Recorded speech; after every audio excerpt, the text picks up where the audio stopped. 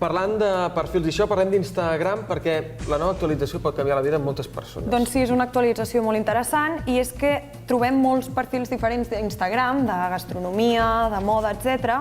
Però també algunes vegades estem a Instagram i ens trobem amb imatges preocupants que poden denotar que la persona que les ha penjat pot tenir problemes psicològics o que vol, amb els textos que acompanyen la foto, pugui voler-se suïcidar. Bé, doncs una nova actualització d'Instagram et permetrà de manera anònima enviar un missatge a l'aplicació, als propietaris d'Instagram, per avisar que el contingut d'aquella imatge és preocupant. Llavors, Instagram enviarà aquest missatge a la persona que ha publicat la fotografia dient el següent: algú ha vist una de les teves publicacions i creu que podries estar passant per un moment difícil. Si necessites suport, ens agradaria ajudar-te. Després d'aquest text, la xarxa social ofereix tot tipus d'ajuda psicològica.